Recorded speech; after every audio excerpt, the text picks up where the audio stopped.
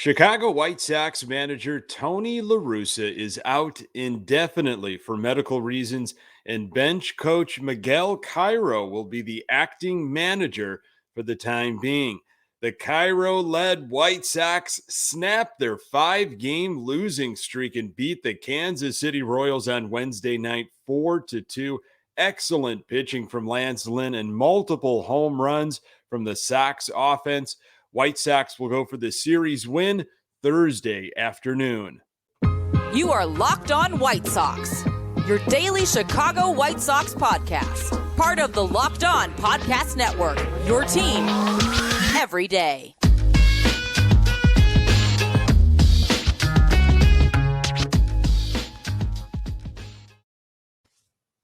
Hey, Sox fans, welcome to Locked On White Sox. Thank you for making Locked On White Sox your first listen each and every day. We're free and available on all platforms. Follow us on Twitter and Instagram at Locked On Sox. Also, subscribe to our YouTube channel.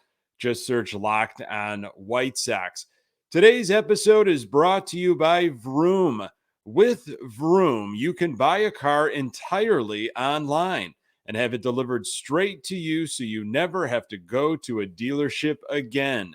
So next time you need to buy a car, just grab your phone, go to vroom.com and check out thousands of great cars. Hey, I'm your host, Nick Morawski, a lifelong diehard Chicago White Sox fan, recording this podcast just blocks from the ballpark in beautiful Bridgeport. You can find me on Twitter at Nick_GGTB. Really appreciate you letting me steal some of your time to talk White Sox. Locked On White Sox is part of the Locked On Podcast Network, your team every day. Sox fans were treated to some vintage Lance Lynn. Where has this guy been all year? Elvis Andrus belted his first home run in a White Sox uniform and had 2 RBIs on the night. And with Tony La Russa out for medical reasons, Miguel Cairo is the man in charge, or is he? Your state of the Sox. White Sox are now 64-66, 5 games back in the AL Central, chasing the Cleveland Guardians with 32 games left in the season. Sox beat the Kansas City Royals 4-2 Wednesday night. They tie up the series with a rubber match Thursday afternoon. Johnny Cueto on the hill. That game will be on YouTube. A lot to discuss here regarding Tony La Russa. We started getting into it on the most previous Locked On Sox episode. And before Wednesday's game, we had a bunch of information from all different kinds of sources, and new details started coming out. So Bob Nightingale sent a tweet out on Wednesday afternoon saying that Sox manager Tony La Russa will be out indefinitely while undergoing further testing with his personal doctors in Arizona. Bob Nightingale, of course, is the same person that floated the idea that Tony La Russa will be the next White Sox manager in the fall of 2020. Nightingale has been a bit of a mouthpiece for Jerry Reinsdorf over the years. So interesting that Bob Nightingale is releasing this information. According to Nightingale, Tony La Russa is undergoing tests on his heart. It's unknown whether La Russa will return this season. So after that information came out, then there was an official statement from the Chicago White Sox, and this is what that had to say. Following a medical evaluation Wednesday morning, White Sox manager Tony La Russa now is scheduled over the coming days to undergo additional testing in Arizona by his personal physicians. His absence from the club will be indefinite pending the results of these evaluations. Bench coach Miguel Cairo will continue to serve as acting White Sox manager in Tony La Russa's absence.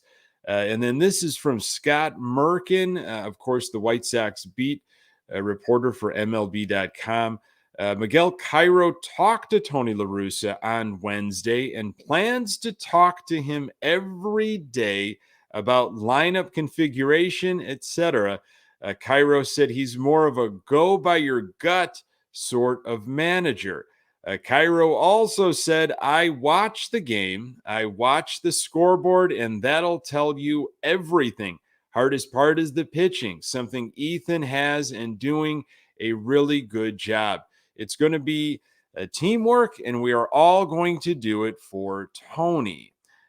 And then I found this next part to be rather interesting, eyebrow raising, I guess, a little bit. This is from James Fegan from The Athletic. He said that many Sox players, they found out Tuesday via social media that Tony La Russa would be away from the team.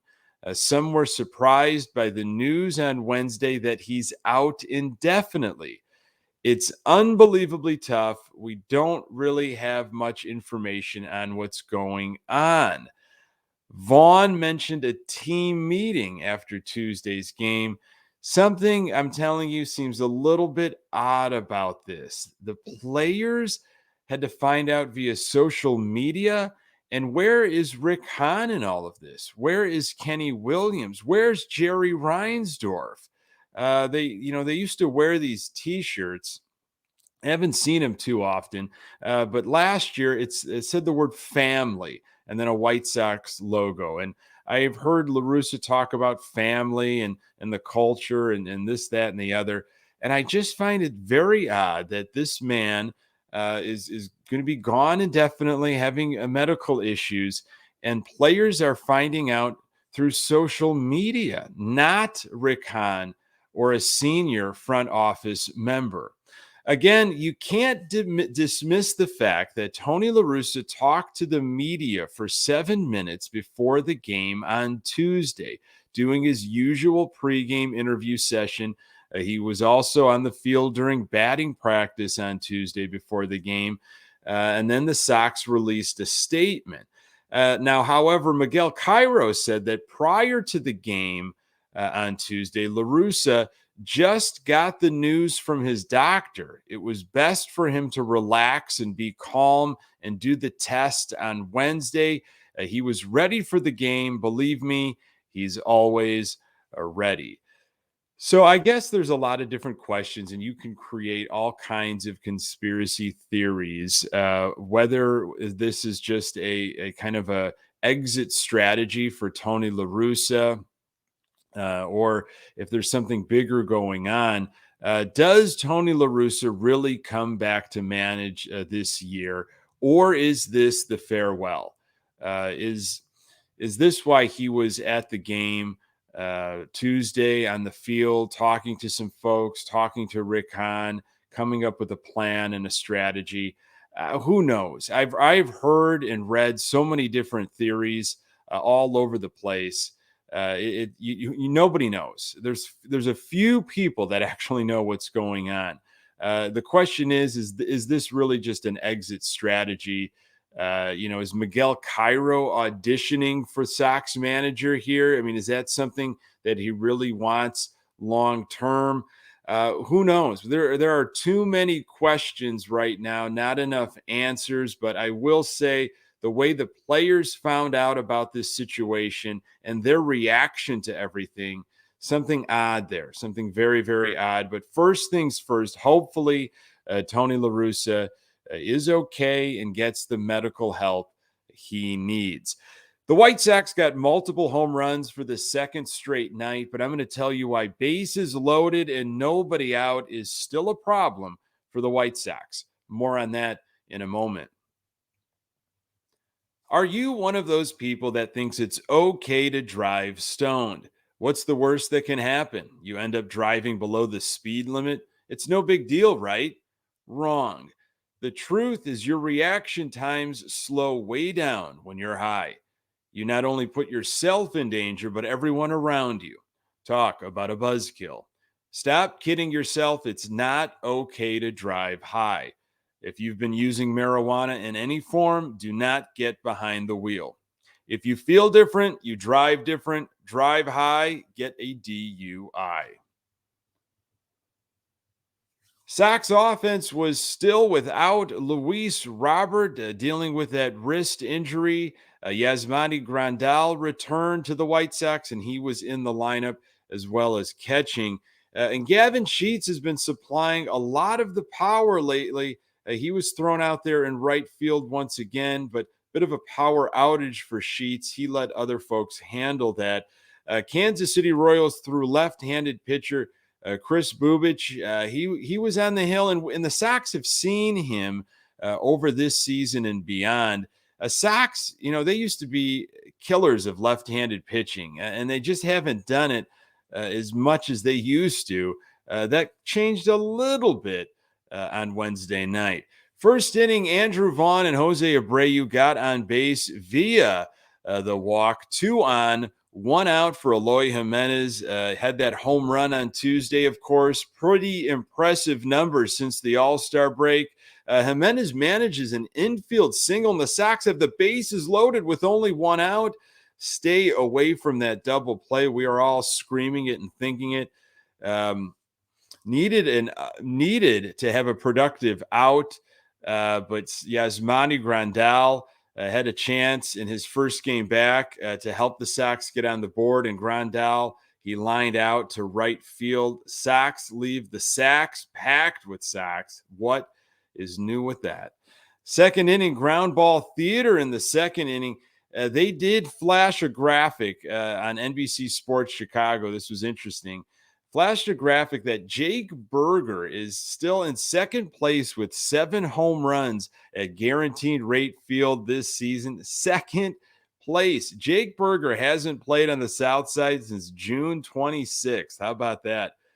Third inning to lead things off. Andrew Vaughn smashes one to left center, tries to turn on the Jets and stretch it out for a double, but some great defense by the Royals to nail Vaughn at the bag. Nothing else doing for the Sox there. Fourth inning, finally, A.J. Pollock led off with a home run to tie the game at 1. Hopefully, there's more of that for the Sox. Grandal with a walk. Would be nice to see Sheets drive something here, but he hit into a double play. Then Harrison struck out. Sox just couldn't get anything sustainable at this point. Fifth inning, Romy Gonzalez led things off with a single. Sox tried a hit and run. No contact from Andrus, and Gonzalez was thrown out easily at second. However, later in the at-bat, Elvis Andrus destroys a baseball to left field for his first home run with the White Sox. It's 2-1 Sox. Let's go to the seventh. Royals finally go to their bullpen. They still bring in a lefty. Sox are clinging to a 1-run lead. Sheets and Harrison got things going. 2 on, nobody out. Cairo, perhaps managing with his gut, asks Gonzalez to bunt, and after a failed attempt, he rolled a beauty down the third base line. Bases loaded, nobody out. Royals went to the bullpen again. Elvis Andrus hit a sharp ground ball to second base. Massey froze up and threw it to first instead of home. Sox score another run, 3-1 Sox. August Abreu with a base hit up the middle to score Gonzalez. 4-1 White Sox. Now, hey, beggars can't be choosers, but there could have been a lot more going on in that inning.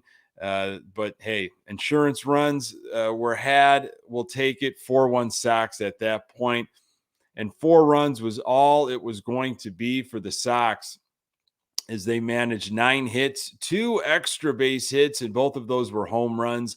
Andrus and Pollock, 6 walks. Sox only struck out 2 times Wednesday night and were 3 for 9 with runners in scoring position. Sox still trying to figure things out with those runners in scoring position, especially bases loaded, 1 out or nobody out. It just doesn't seem like we can pile the runs on. You got to run in that situation because Massey froze at second base instead of throwing it home. It is what it is. Sox ended up winning the game, but if they're going to go on a stretch here and they're really going to make a run at this, you gotta separate yourself. You got to start coming through automatic in those situations and scoring multiple runs when you've got bases loaded, one out, or bases loaded, nobody out. Lance Lynn has pitched well against the Royals as of late. I'm going to tell you why the vintage Lance Lynn was on display on the South Side Wednesday night. More on that in a moment. Since 2019, Lance Lynn 5-1 with a 1.83 ERA against the Royals. That's good. First inning, very clean inning, 1-2-3, striking out Nick Prado to end the inning. He was a tough one to get out on Tuesday night, so that was a good sign. Second inning, perfect through 2 innings with 3 strikeouts and only 25 pitches for Lynn. Lance Lynn on cruise control through the third, 0 hits, 0 walks, 4 strikeouts, and 33 pitches. Fourth inning, now second time through the order with 1 out. Bobby Witt Jr. Broke up the no-hitter and shutout by smashing a middle offering from Lynn way out of the ballpark in left center. 1-0 Kansas City at that point.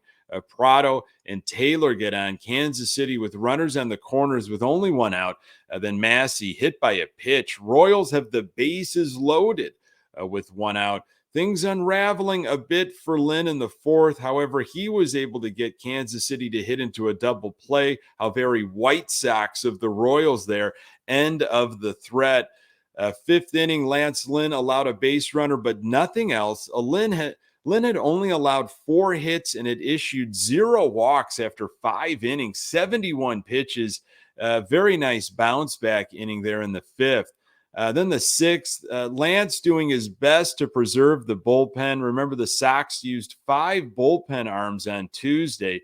Lynn struck out the first 2 Kansas City Royal hitters, then got Michael Taylor to fly out to Pollock, a very efficient 1-2-3 inning. Lance Lynn pitching like what we hoped for, got through the 7th with a possibility that he might appear in the 8th. However, he was at 91 pitches, and that was indeed it for Lynn. 7 innings, 4 hits, 1 earned run, 0 walks, 8 strikeouts. His ERA sub-5, 4.70. 8th inning was Kendall Graveman. Now, the Sox just scored runs in the bottom of the 7th, so hopefully a nice quick inning for Graveman. Got some outstanding defense by Romy Gonzalez at second base, and Graveman with a huge strikeout to end that inning. We go to the 9th. Haven't seen Liam Hendriks in a long time. First time pitching since August 25th. Luis Robert enters the game as a defensive replacement in center field. Hendriks got a ground out, a fly out, and then a triple down the right field line. Kevin Sheets struggling a bit in right field, as he is known to do. Then there was a base hit. Gavin Sheets couldn't turn on the speed jets to field that. Royals tacked on a run. It was 4-2 Sox at this point. Then a big strikeout to end things to get that White Sox winner. Sox snap a 5-game losing streak, and they picked up a game on Cleveland since they lost. The White Sox will go for the series win Thursday afternoon. Again, that's a YouTube game. And Johnny Cueto hopefully trying to get back to form. He will be on the hill for the White Sox. Thank you so much for making this podcast part of your daily routine. You can find the Locked On White Sox podcast absolutely everywhere you find your podcasts. We are on Twitter and Instagram at Locked On Sox. You can find me on Twitter at Nick_GGTB. Thanks for making Locked On White Sox your first listen. Now, for your second listen, go check out the Ultimate Pro Football Preview 2022, an 8-episode extravaganza to get you ready for the NFL season. The local team experts of the Locked On Podcast Network, plus a betting angle from Lee Sterling of Locked On Bets, all combining into one ultimate NFL preview. Search for Ultimate Pro Football Preview 2022 on your Odyssey app, YouTube, or wherever you get your podcasts. Coming up on the next episode, I will recap Johnny Cueto's outing and hopefully be talking about a series win for our Chicago White Sox. Really appreciate you making time for the Locked On White Sox podcast. I'm Nick Morawski, and until next time, go Sox.